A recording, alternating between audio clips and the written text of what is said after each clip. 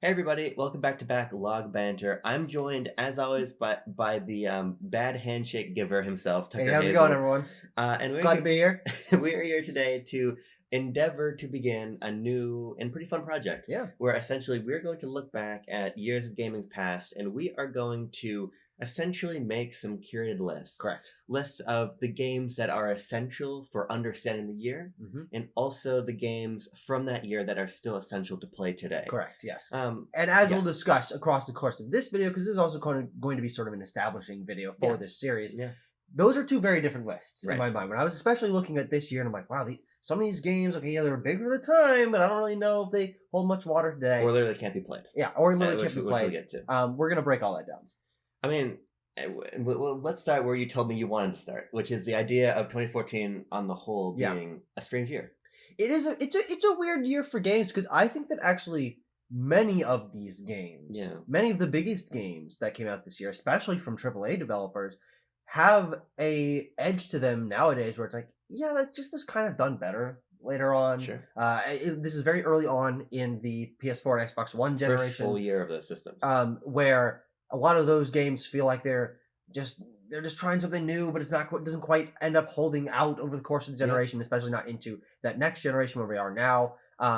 And even some of the smaller games, I don't think quite hold as much Sure. influence or iconography today as maybe they did or people thought they Yeah, would yeah. in the time. And so throughout this video, we're not only going to be presenting each of us 5 games that we're going to talk about in terms of bringing together that 5 game list. Yeah. But we're also going to be including conversation from our community members on our Discord server, which you can join in. We tag everyone who likes doing submissions, and some of our community members have offered games and then short paragraphs of why they would Yeah. include Yeah. said game as one of the essential games of 2014. Yeah, and I mean it's interesting, right? Because there were, as you're I think really aptly explained, the refrain around this year a lot is that it wasn't a year of much consequence. No. And even the game of the year winner this year being Dragon Age Inquisition. Inquisition, correct, is probably the most forgotten about Game of the Year winner in history to this point. I would say Well, at least so, since yeah. the game awards have And started. there's the first one Yeah, also. yeah, it also was the first year. But that even makes it kind of weirder that Yeah. that was the one that took it home when there are some other games, as we'll talk about, that I think do feel like Yeah. today, we look back and like, I can't believe Dragon Age Inquisition beat those games. And so we also have one other element to this. We both are given one veto, one Yes. deny. Yeah. This game cannot be one of the essential games. Just Yeah. to spice things up Let's have a little fun. bit and add a little malice, add a Yeah. little aggressiveness, antagonism to the video. Yeah, I mean the one thing I'll say about 2014 before we really get into the discussion proper is that this year is actually one of my favorite years in games. Sure. But very personally. Sure. This, especially for Nintendo, I think was a very good year. Sure. Both on 3DS and Wii U. Obviously, this was sort of Nintendo's big let's try to make the Wii U happen year, with Mario Kart and Smash Brothers. Yeah. And a ton of other Yes. games, from Hyrule Warriors to Tropical Freeze Yeah. to Captain Toad. Yeah. So I had a lot of fun with. We didn't grab Tropical Freeze. I think I got it. Do you have it? Well, I was actually looking. I don't think you do have it. That's unfortunate. I'm sorry, guys. I don't own Donkey Kong Tropical Freeze on Wii U. I don't know Wii U and Switch. And good stuff on 3DS too. I mean, Tomodachi Life. I just wanted to confirm because it released first in Japan in 2013, but we got it in 2014. I had a lot of fun that year, but obviously, my fun is not commensurate necessarily to anything because one thing I try to do, especially for the essential looking back at history list, was kind of remove myself from it a little bit. Yeah, and that was very difficult for me as well, especially with this year because this is the year before I really got into the games industry, being interested in trying out a wide variety of games. 2014, I was still just playing on my 3DS, frankly. And I got a Wii U in early 2015 when the Mewtwo deal for Smash 4 was about to go away. And so I was not even fully bought into Nintendo's ecosystem. Yeah. And so some DS games and a couple of indie games on Steam were really my only in the moment experience with 2014. And so looking back at this year, I'm like, yeah, I've backfilled a couple of things, but I don't really have strong and distinct memories. So looking at these lists of games that I know especially were popular at the time, it makes it a lot harder for me to divorce myself and be like, Okay, yeah, I guess. I have Sure. to admit that this game probably belongs on that list. Let's Rather than being excited for it, which I Yeah. think many of the future years will have Sure. once we get around to this. I'm like, oh, I want this to be on there. Not really many games I like am excited to talk about for Yeah. these are most essential games of 2014. Tucker, let's start with a game here that our community recommended. Great. And we're going to begin with Henry Sugma. Sugma. Henry. What's Sugma? Hey, leave a comment down below. Let us know. Let us know. Henry says the following. Shovel Knight, of course. It's the quintessential indie platformer, perfectly blending the old and new in a world filled with colorful characters, inventive items, and excellent music by the one and only Jake Kaufman. Since 2014, the game has become a media-selling powerhouse, spawning sequels, cameos in other games, and merchandise galore. If you're a fan of classic... Lots of cameos in other games. Yeah. If you're a fan of classic NES platformers in the vein of Mega Man, Zelda 2, DuckTales, Castlevania, etc., you owe it to yourself to play this amazing game. Recommended. And then Henry posted this. I'm not sure if it's really going to show up on the camera, but it's this weird smiling face. Emoji guy. It looks like a bowling alley animation. Kind of looks like a fucking weird M&M. Yeah. I just wanted everyone to... Are there yellow M&Ms? Oh, there are definitely yellow M&Ms. Yeah. I'm sorry, guys. I'm not on my M&M lore. Not as fuckable as the green M&M. No, God no. Now, this was one of mine also. I think this is maybe the easiest one for both lists, frankly. And I'm establishing things a little bit early, but we got to get the conversation going. I think Shovel Knight is not only one of the games that's still talked about to this day the most, and its influence is felt the most in terms of reviving 2D pixel art platformers and spawning sequels and spin-offs to this day, and kickstarting Yacht Club Games, one of the premier indie developers, now publishers. And it's a great game that still holds up well to this day. Hasn't felt like it's been replaced by anything. It's just an all-arounder. This is one of the great games from 2014. Holds up well, was important in its time, everything. I mean, absolutely. I think Shovel Knight is one of the greatest 2D platformers ever made, in my opinion. And it's important for all the reasons you said, and great for all those reasons, but I think it's also important because when I was coming up with my most essential games, I was thinking about quality, but I was also thinking about the influence they had on the larger space. Sure. In many different ways. And Shovel Knight's one of those, absolutely. 100%. I mean, Shovel Knight is one of the early marquee kickstarted games of all time. Oh, sure. Good point. And they had this big campaign. They made a ton of money, and they delivered on all the promises. It took a while. But they delivered. I mean, they did spin-offs and sequels and a Smash Bros mode and a card game mode and just kept going, and everything was released for free and it was released on every single platform. I mean, this was just a resounding success from all sides. Yeah, I mean, and it also established Yacht Club as now one of the premier indie development studios and in some ways publishing houses. I said that exact thing. Yeah. as you were saying. Yes. But I think you can't sort of understate the importance of a group like Yacht Club curating games like Cyber Shadow now and reaching out to other teams to help make Pocket Dungeon and Dig and everything. Yeah. So it established a really important force in the industry. And I'm very excited for Into the Hollower. Yes, definitely. So, it'll be very interesting to see if that's able to capture the same cultural zeitgeist. I kind of doubt it, but I'm excited to see something new from them because they've never done a non-Shovel Knight game developed by Yacht Club. Right, and even the Dig and Pocket Dungeon are not entirely theirs. My understanding is I think those are largely made by Vine and Nitro. But this is an easy one. Absolutely. Now you want to go to one of yours, and then I'll go to one of mine, and we'll go back to the community. We'll do a little round robin. A little threesome. So looking through the list of games from 2014, and trying to avoid the ones that I know are coming up from the community, which makes this a little harder for me to fill in the cracks. So some of the ones that they suggested, Shovel Knight included, was like, obviously, as I said, that's an easy one. That's maybe the top one I would put in here. So I'm gonna have to start going to bat, especially for 2014, as I said, for games that I don't really care a lot about. Fair enough. But I think I can make reasonably good explanations of why this kind of game would be in there. I think one that has to be mentioned in a video like this is Hearthstone. Hearthstone it's to this day still a very popular game. It's definitely a thing that at least in the last decade has made the card battling genre as big as it was. It was something very, very different from Blizzard. It's one of their most successful things. It's like it's a World of Warcraft spin-off in card game form, and I'm just describing face value everything I know about Hearthstone because I've never played it. I might have played like one round on someone's iPad or something, but it just is a very popular and from what I know, very quality game that to this day is still supported and very popular and inspired lots of other card battling games. And then that dev team would go on to make Marvel Snap, which is of course was very big for a couple of years ago and still is supported to this day. But Hearthstone was the progenitor of all of that. Free to play, microtransactions, but something different from Blizzard. Kickstarting the card game battling genre in the modern time. Now, this was on my list too because I've actually played Hearthstone. Okay. Back around this time, I played a lot of Hearthstone actually with my aunt. We played together quite a bit. Hearthstone is a fantastic game.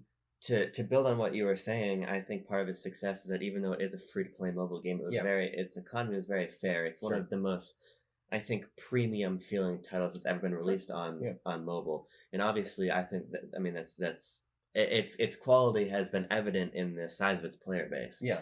And it's also the only game of that kind to get to this level of acclaim. I would say Marvel Snap probably nipping at its heels. Yeah. But Hearthstone was nominated for Game of the Year at the first year of the Game Awards. And, and that has not been recreated since in terms of a game like that. Frankly, there haven't been any mobile-focused games, I think, that have been nominated. I don't even think Pokemon Go is nominated, No, definitely not. Yeah. Yeah, and which is very interesting to think about Hearthstone cracking through to the hardcore gamer base that was like, okay, it's a mobile game, but it's like, we're still really, really into it. Especially at a time when mobile games were, and I guess they still are to some degree, but like, oh, that's kind of another thing. Like, push that off the corner. Hearthstone was like, no, it's still one of the best games of that year. and you make a really good point about the card battling genre on mobile, but I think we can also extrapolate that out even further to how card battling has become a staple of a lot of roguelites and a lot of the indie scene. Yeah, and also Gwent. In Witcher 3, which is the year after this, so it doesn't really coincide, but it continues that trend. And then I believe there's even a card game in fucking Rebirth. There is, everyone's Mother's Milk. What's it called? I don't know. Witch's Queen's Gambit. Queen's Gambit, I think. No, that's a chess show. I don't know. It doesn't matter. and even, I don't think it's Mother's Milk though. I don't think it's Mother's Milk. And we're obviously the Pokemon trading card game Pocket coming out later this year. Sure. Oh, Jesus Christ! I forgot about that. That would not exist without Hearthstone. God no way. Because Hearthstone is also so fast. That's one of the great things about Hearthstone. So that's a great pick. Snap. Your turn. My goat. Yeah. My goat. This is another one that is just undeniable for that year. This is an interesting one where I think this is the first one we're talking about here that I don't think can stand on both lists. Yeah. Because Destiny 1 is, frankly, I'm not very familiar with Destiny. I don't play games like this. I've never touched either Destiny games.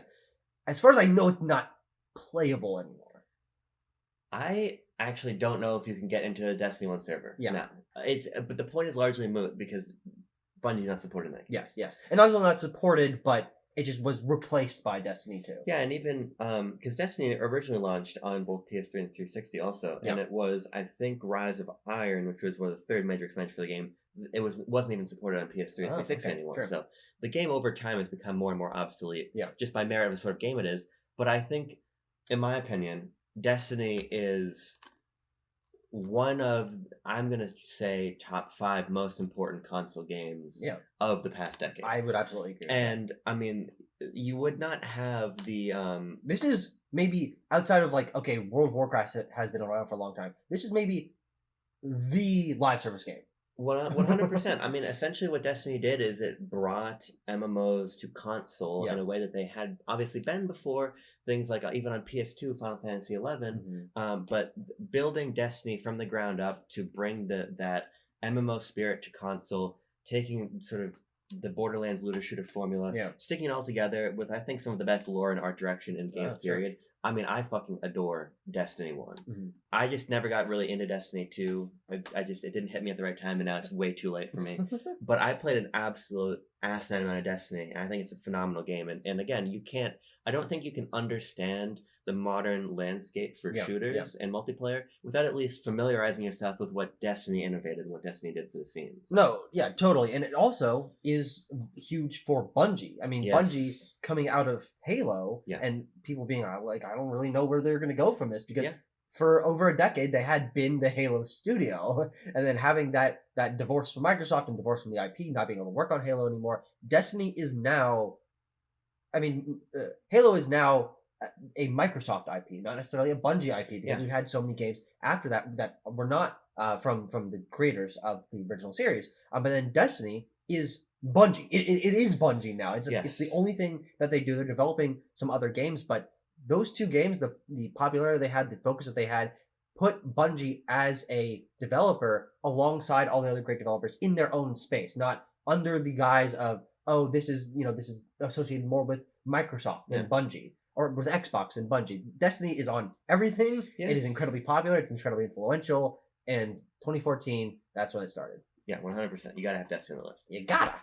So Tucker, we have now used up 3 of our 5 spaces. We have, yes. List. And I think that we're going to probably talk about a couple more just in conversation. Maybe not adding them to the list, but just to sort of cover our bases. But I think I don't know if anyone watching this video will deny the 3 Shovel Knight, Destiny, and Hearthstone as 3 of the most essential games of 2014, especially in their time. Yeah. But next is from the community, and Abram, I think we got another one. I think we got the 4th, and maybe we're just covering all bases a little too early here. We should have spread these out. But let's see. Well, I think he just posted the picture. He just posted a picture. Yeah. But our friend Murph. Yeah. And so I guess we'll just talk about it. Our friend Murph posted a picture of Freddy Fazbear. Yeah. and I asked him to elaborate, and he didn't. Chad Murph just simply did not elaborate, even though I tagged him. But Five Nights at Freddy's 2014, actually both Five Nights at Freddy's and Five Nights at Freddy's 2 both came out in 2014. But I think that's another one that is just kind of undeniable of the cultural zeitgeist of indie horror, of mobile horror, of what do people call those kinds of games? Mascot horror games, I believe, is subgenre name. Five Nights at Freddy's, still to this day, a ludicrously large series, incredibly large amount of titles, and that first game was a internet cultural moment, unlike unlike anything else in that year. Yeah, I mean, I've not played Five Nights at Freddy's. It really doesn't intrigue me at all. But this is a case like how you raised Hearthstone, where it must be here. Yeah. Because what you're describing, to particularize it a little bit, it's all your fucking Garten of Ban and all of this shit. I mean, Hello Neighbor. Let's do it. You and I don't play many of these games, so I feel there's a really big one that we're missing. What's the math one? Baldi's Basics. Bendy's Ink Machine. Yeah, Bendy the Ink Machine. Yeah. Is Skibidi Toilet a game? No. I'm sure there are games. Now here's where it's a little bit tricky. Yeah. Because probably this slot and this importance should actually go to Slender. Technically. But I would say that like how early fighting games kind of got replaced by, like, say, Street Fighter 2 as like the iconography and influential game of that genre from the early days, I think Slender's been overtaken by Five Nights at Freddy's. I think you're definitely right, because I just don't think the Slender Man was everywhere. Yeah. I don't even know when Slender came out, probably 2012 or something. Yeah, it was a few years before. I mean, because I remember everybody and their fucking mom was Let's Playing that game. Yeah. And also Amnesia is another big one. Point, But I think that what Five Nights at Freddy's did, and the way that those games didn't really, and again, I'm on the outside, so if you're like 9 and you're watching this video, I'm sure you can fill me in. Mm-hmm. But Five Nights at Freddy's had a sort of a lore and a continuity, and an ability to cultivate a continually growing community and audience, because it has recognizable characters and it has a big storyline. And there's nothing like it, which I really think is why it stands out for me from something like Slender or Amnesia. Those are games that are built in the vein of things like Resident Evil and Silent Hill before, but Five Nights at Freddy's is not. It creates its own style of gameplay, which is managing battery levels and trying to survive through the night with only looking at the holy shit, you can fall. It created influenced Star Fox Guard, I guess. But managing the cameras and all of that is a different kind of gameplay that, frankly, as far as I know, hasn't really proliferated into other things. Like, people don't people don't make popular Five Nights at Freddy's likes in terms of literally the gameplay. But in terms of creating mascot horror as a subgenre, Five Nights at Freddy's is it.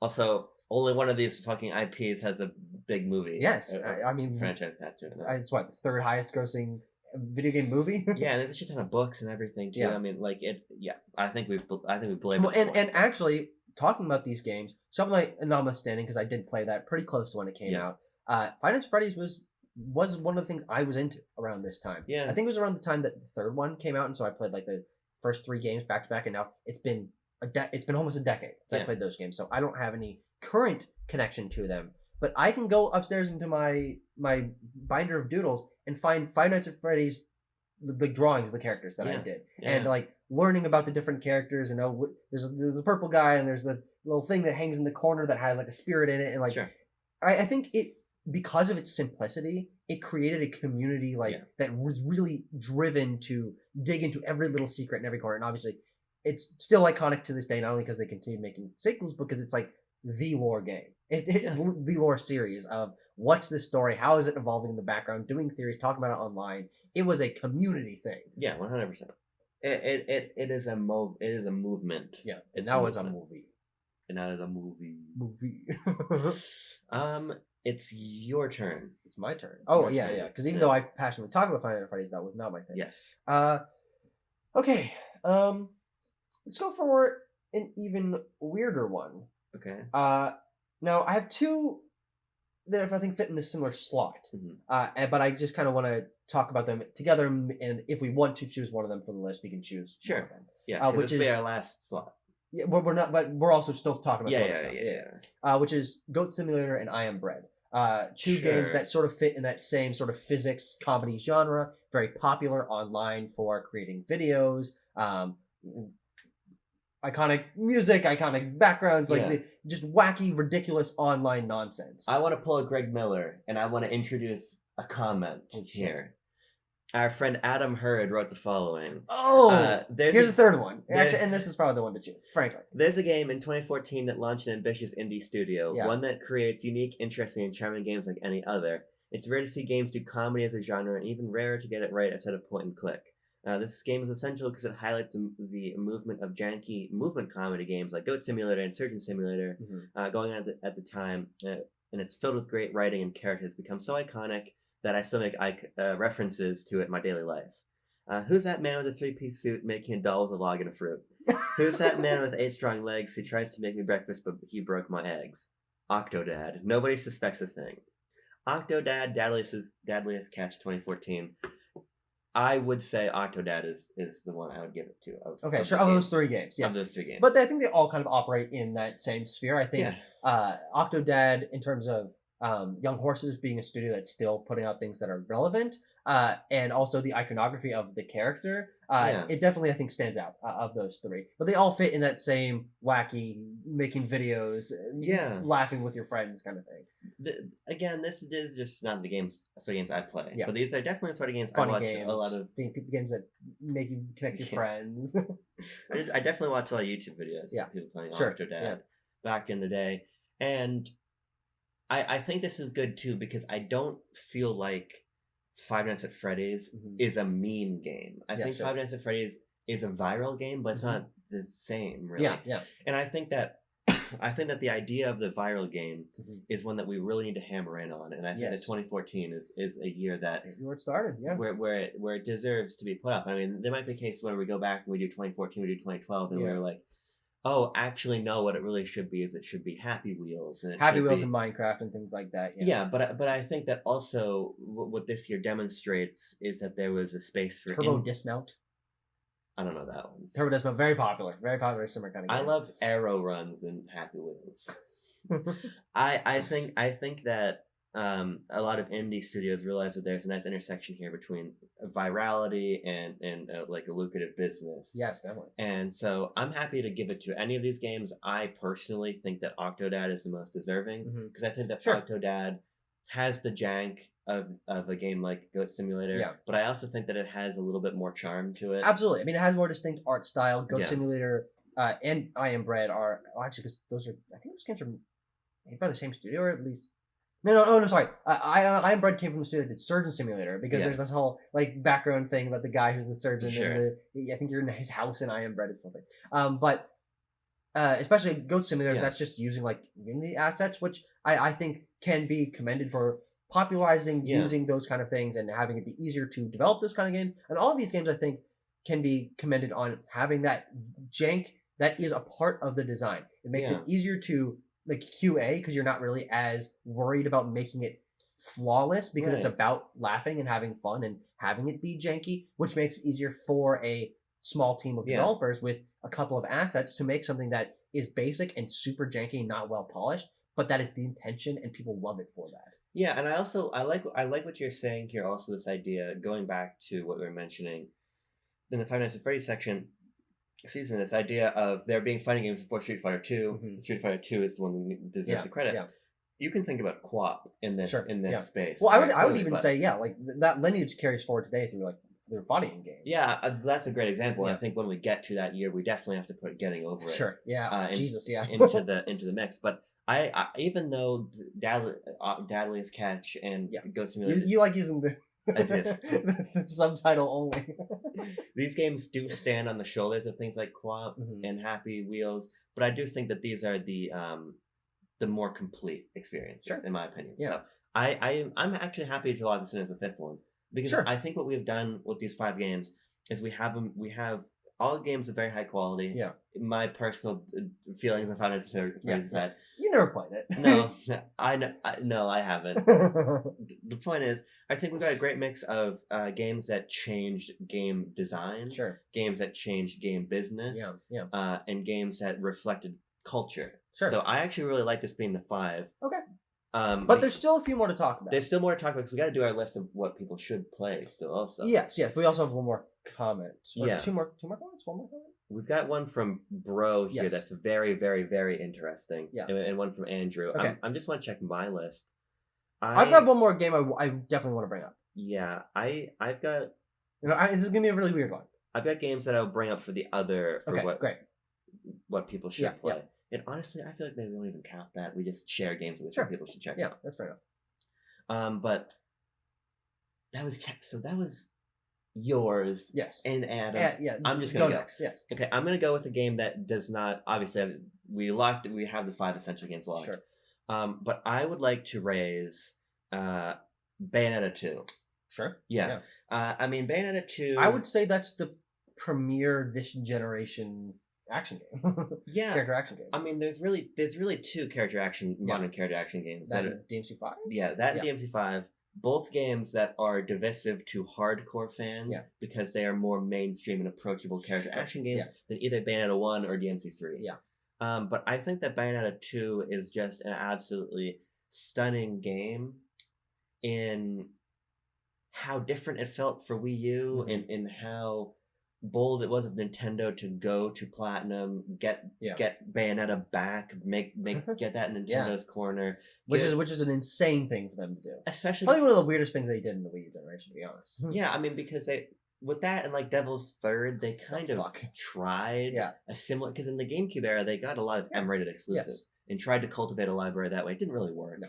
Even though games like Resident Evil 4 were GameCube exclusives and came out of that, but Bayonetta 2, I just think is an exceptional game. I think if people love character action, it's definitely worth checking out. Yeah. And I still feel that it's Platinum's best game. Sure. And I think that's probably the widely considered to be. And so it's probably near a top. Good point. No. But I prefer it to near. And the interesting thing about Bayonetta 2 in comparison to the other 5 games that we've mentioned is I think that unlike those other games, this doesn't have the influence on other successful games. No. I mean, you might be able to say DMC5 was able to come back and be as popular as it was, and maybe was. I'm sure it took cues from how Bayonetta made this very niche genre a little bit more approachable. Yeah.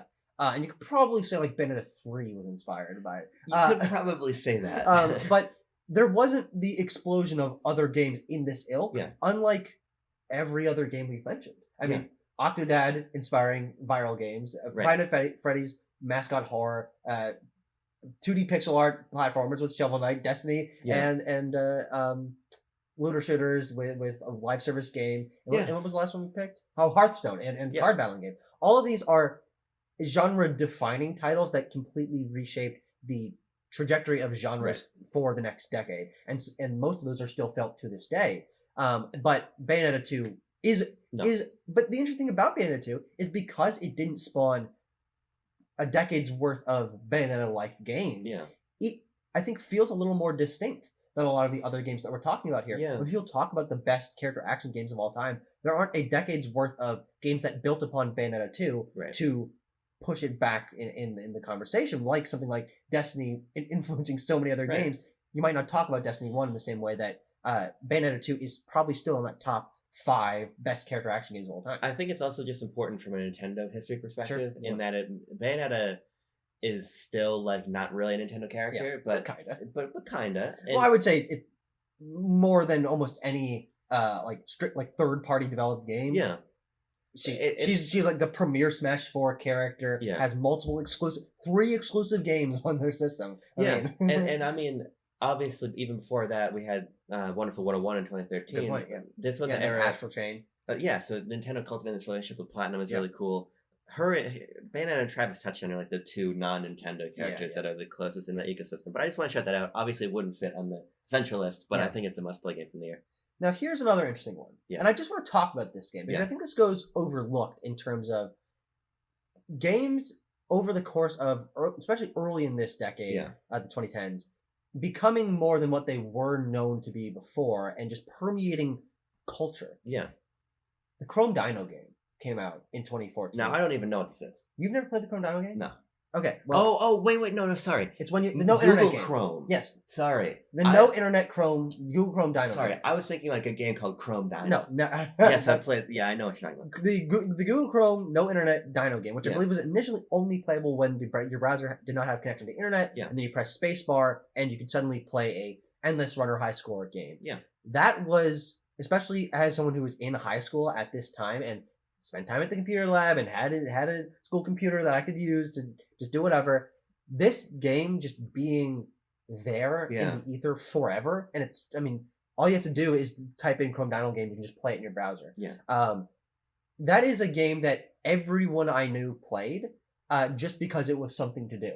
And not because it's a great game or it's particularly iconic in any way, but because video games were now at this point so pervasive that it could be baked into the premier search engine's code that without internet connection, you can't use Google Chrome for anything else. You can play a video game with it. And I mean, it's still a totally fine endless runner high score game, and it's not particularly special, and I don't think it's changed almost at all since it came out. But that's a really interesting one for me that I think goes overlooked because it's not like that's a particularly influential thing, but it has its own really unique niche for expanding what video games were as a cultural element. Yeah, I think you're totally right. I mean, it's not one of the 5 most essential games of the year, but I definitely wanted to bring it up. No, I like that you did, and it reminds me a lot of when sites like Kotaku were naming Wordle as one of the games of the year 2020. Absolutely. And I think that there is an unfair stigma within hardcore gaming circles that something like Wordle is not a game. This is not a game, but that's just simply not true. No, it's not true. So I really like that you brought that up. And there's also some mobile games from this year. One in particular I want to bring out, which is 2048. 2048 came out in 2014, and I'd say that was, again, in that era, one of the just expanding what video games were, reaching out to more people. And it's not like these kind of simple high score based games on mobile hadn't existed before, but 2048 was a great one of those that is still to this day very popular and influencing things and is still available. And that was definitely one that everyone played. 100%. That was one of the premier time waster games of that year. I want to read Bro's comment out here. Great. I'm really glad that he wrote in about this. Bro said, PT is the game I induct into this essentials list because it hits all the points. First, it's essentially lost media, and if there's any purpose to a real essentials list, it's for the sake of saying, this is important to the medium, you should know about it. Yes. And it's a great example of how modern games still needs to be preserved. Otherwise, also a boldly innovative, auteurish project that has utilized community engagement to solve hallway puzzles and unfold a larger story. Its influence on the horror genre has huge effects I don't think we've recovered from, and it really was the last moment of promise for a Kojima-Konami partnership. Kojima Productions is now its own crazy, big, awesome thing, and PT also represents an excellent artifact from that turning point. Yes. I think that this is number 6. I would agree. Absolutely. And even if we're saying, okay, we've got our 5. Yeah. I think PT just exists there as an asterisk, not because I don't think it's could be one of those 5, but because I think because it is lost media, it is gone. You cannot get access to it anymore. It feels a little bit different to me, and so it kind of gets like a slot 0 in my mind of like PT needs to be on this list. It's not like these other games, but it is important to games history because it is an important, very high quality game that influenced a lot of design trends that is gone. And there are very, very few games that fit into that category. Yeah, I mean, so I've been working on Lost and Cult's horror book a lot, and it's been really interesting. What's it called? It's called Mansion. It's called Mansion. And it's been really interesting reading a lot of pieces about indie horror games that I don't know about. Yeah, sure. Things like Anatomy or Visage. You got me there. Which are very popular. I mean, indie horror is a whole fucking industry unto itself in the game space. And a lot of them owe... cottage industry. Cottage industry, I don't even know what that means. I just wanted to say it. I think it was like a little industry, but I don't really know it. Sure. So many of these games owe their concept to the mythos of PT. And I actually think that in some ways, the fact that PT no longer exists makes its influence all that I absolutely agree. Because, again, I was talking to my friend Ben Hayo about this. He said that Visage really is a fully realized version of the horror that PT tried to execute on. And I think that there's something interesting to be said for this idea of PT existing as a myth now, and it being a story that's basically passed along. And now it really is just this critical touchstone for the devs who did play it, that want to see that realized, have made countless very, very highly acclaimed horror games. I never got to play it. I got to play it once. At my friend Sophia's house, she's like, "You got to play this game." I still have it on my PS4. I didn't delete it. And we sat down one day and we just played. That's very cool. I really wish I'd gotten to it. Yeah. I didn't have a PS4 at the time. So I couldn't play it. But yeah, I think it's a really good choice. Definitely. Now, the other list, or do we have other stuff to talk about? No, now I think we're just Andrew's comment. Well, Andrew's comment I think fits more into the next. Oh, okay. Thing. Sure. Because now we're just having fun. Yeah, now we're just fucking around. Mucking about. Yeah, we'll save Andrews for a second. Oh wait, actually, let's before we go into that, let's talk about the games that cannot be on this list. We have our vetoes. We haven't done those yet. Oh, yeah. I mean, so the 2 games I was going to veto were right here actually. Mario Kart 8 and Super Smash Brothers for Wii U. I was going to veto both of these if they came up, and the reason I was going to do that is because this is not only a much worse version of Mario Kart 8, but it's also not the one that has the significance. No, absolutely not. It was actually, sadly, a largely insignificant game at the time, because it did not turn the Wii U's fortunes around at all. No. And it just didn't move the needle, really. In Smash, I think it's really the same story. For me, when you're talking about modern Smash Brothers and the game that really has a cultural importance in the quality, it's Ultimate. Absolutely. So while these are 2 of the biggest games of the year, no doubt, I just don't think that they fit on this, and I wouldn't actually recommend playing either of them, because I think you should just play their Switch sequels. Yeah, and that's something that I really fought about in my own mind, because we were talking the idea of this first list that we spent 40 minutes talking about is in the time that these games came out, within 2014, what were the most important games? But I think a little bit of ground has to be ceded to the fact that each of these games that we've talked about, aside from Destiny, I would say, are still in that conversation of best of that genre, still playable today. And you can play Smash 4, and you can play Mario Kart 8, but they've been so superseded because their groundwork was just directly built upon for sequels on the next system. In the case of Mario Kart 8, just an expansion that maintains that same name. That neither of these games, I mean, I played a ton of Smash 4. I mean, Smash 4 was massive for people my age that were into this. I mean, that's where 3DS in particular. That's where I met a lot of my online friends, was through talking about Smash 4, and the way that it led up to launch with all the trailers was very a new thing for Smash Bros. At the time. It was really, really special, but I only remember my memories from Smash 4. It was not influential for its time, because it's not like Smash 4 inspired the other sequels. It was Smash Brothers that inspired other games to try to make other versions of that. Both those games, you're right, did not save the Wii U. They were both very, very high quality games and some of the best games. I played hundreds of hours of these games together in 2014. But the 2 of them are just are weirdly just lost to time. It's like 2 great games, some of the best at the time they came out, probably the best games in their series, or at least I my would have favorite. said so. Yeah, I would have said so. That just don't really matter in the same way anymore. yeah. So those are the only ones I was really gonna veto. Yeah. What are you gonna veto? I was gonna veto Dragon Age Inquisition.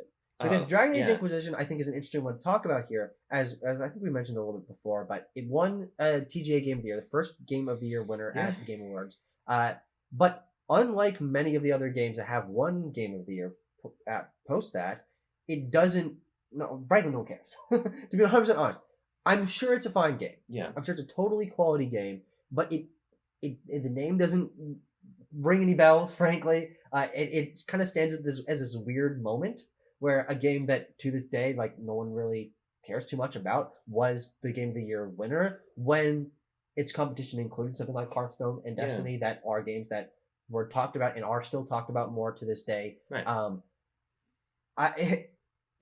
It's one I always think about as being weird, but nothing more than that. Like, I'm not interested in going to play Dragon Age Inquisition, even if it is a good game, because I like playing games because of the cultural conversation, and this one just completely. Well, it also just got immediately obliterated the next year by Witcher 3. Sure, I mean, if you want to talk about the fantasy open world, the big fantasy open world action games of that generation, it's that, and I guess technically Elden Ring, but really, Breath of the Wild in between. Breath of the Wild, but in terms of big multiplayer ones,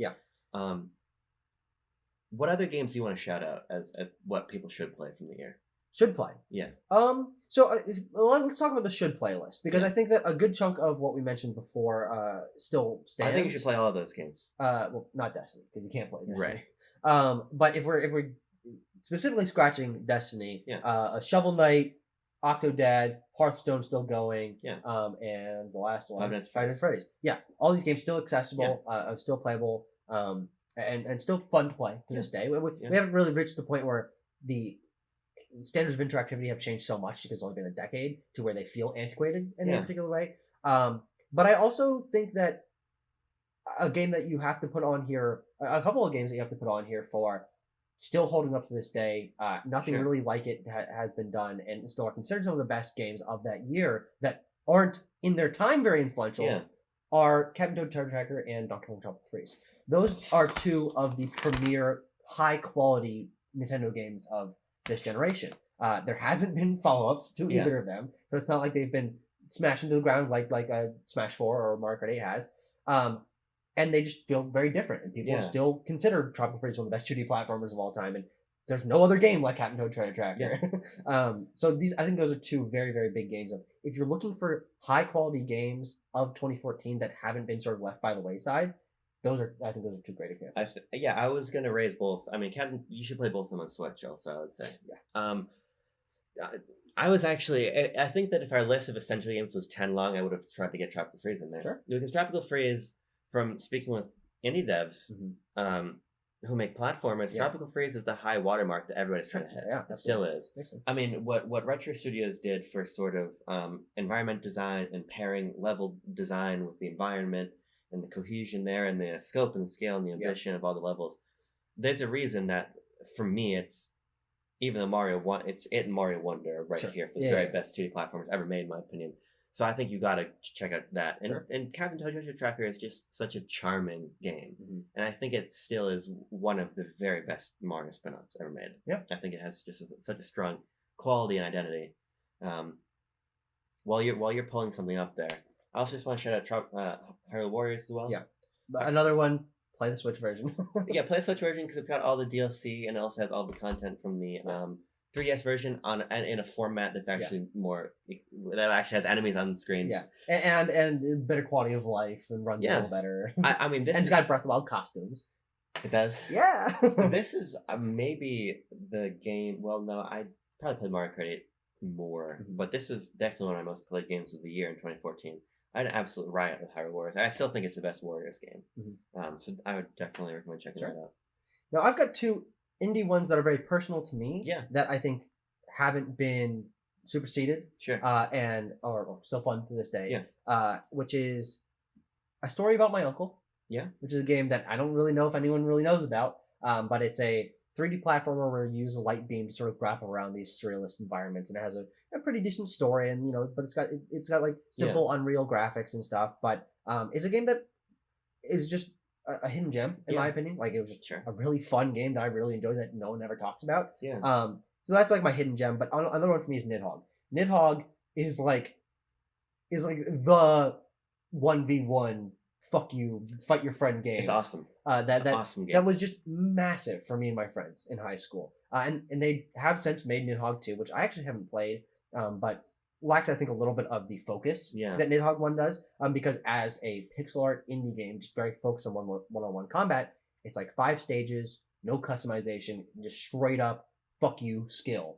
And it's really the only kind of game of this kind that I've ever felt like I want to like get good at and learn the tiny little moves that actually, even though you have such a simple moveset, you're able to actually do quite a bit with it. I love Nidhogg. I think that the music and the pixel art and stuff is all really, really well done. And it's my favorite game of 2014. Sure. Just because for the time, that was the game that me and my friends just constantly played, and would make brackets and try to beat each other. And but it is one that still is accessible to this day, or on Steam at least. And really, really good. Yeah, 100%. Nidhogg is great. I'm really glad you introduced me to it finally. Last year, I think? Yeah, sounds right. Let's read Andrew's comment out here. Because Andrew says the following. Assassin's Creed Rogue. In a strange year, we got 2 major Assassin's Creed games. Rogue was the better one, and it lasted the PS3 and 360. It also flipped the narrative on its head by allowing us to play as a Templar for the first time, the overarching antagonist of the series, and improved on the weapon options and combat of its predecessors. I would say if you plan on playing the series, it is an essential entry as it overlaps and bridges 3 other games in the series. What the fuck? Assassin's Creed 3, 4, and Unity, and has one of the better written conflicts and story. Now, I don't really think, Andrew, that there's any case for this being one of the essential games of 2014. It was a game that he loved, clearly. Yeah, but on our should play list, I think that's phenomenal. Sure. Yeah. Yeah, getting someone else's secondhand recommendation. Neither of us have played this game. No. We've only played a small amount of Assassin's Creed, period, between the two of us. But I actually think this is an interesting example that I want to talk about, sort of closing this off, of why I feel like 2014 is kind of a hard year to parse this out. Yeah. Because I look back at other years like 2013 or 2017, I'm like, oh, there's like 10 games I could pick for both of these lists. But 2014, I think, feels a little bit more difficult because I think you have to sort of look for the smaller things. Like when I say small, it's like Five Nights at Freddy's, made by one guy, like totally out of the blue. But I think that 2014's AAA output is really why this year feels weird. Yeah. We're like basically completely lacking, other than Destiny, AAA realistic Xbox One, PS4 early generation games that ended up defining things. Well, because this is really what you were dealing with. Yeah, because Sony just put out sequels to their games. The biggest game of that year was Last of Us Remastered.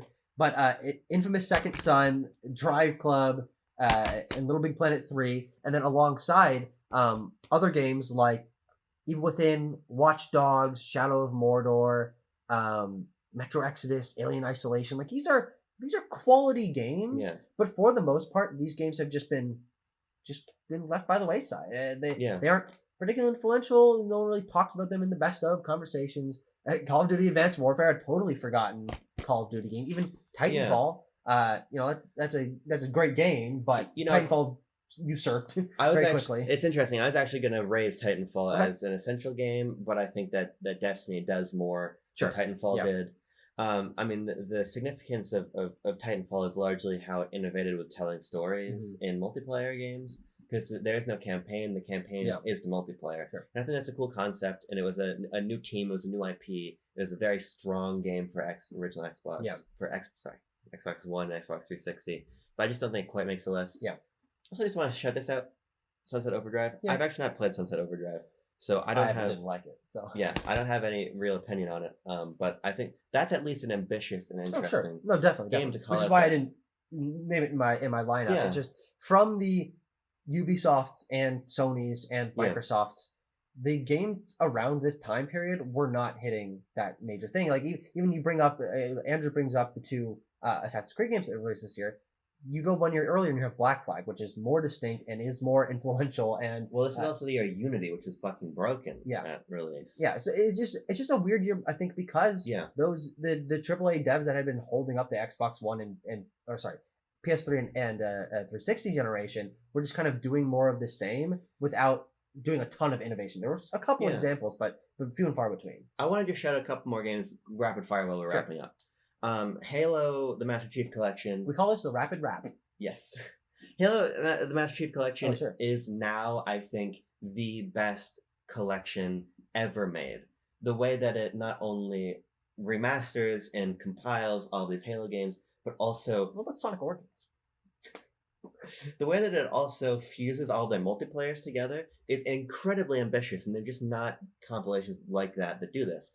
There's no better game that lets you understand a series the way that this does. Not even Super Mario All-Stars, none of the big major compilations had have the level of care that went into the Master Chief Collection now. It's important to remember the Master Chief Collection did not work at launch 2014. Which is why it especially cannot be included in essential games of 2014. Also, the Halo 2 Anniversary is fucking awesome. So you should play Halo 2 Anniversary.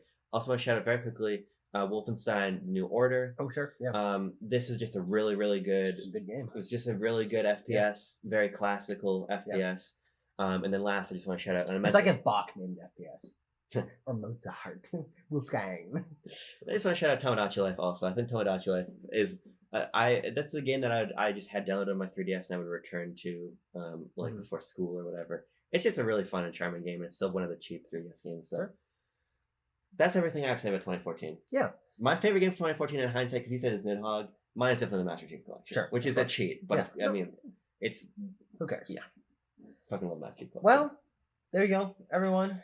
2014 in the books. I think we were able to have an interesting conversation about some trends that were started, some good games that you should play. I don't think we missed out on too much stuff. No, I don't. I think probably Chameleon Twist is really the only one we should have put on the list here. No.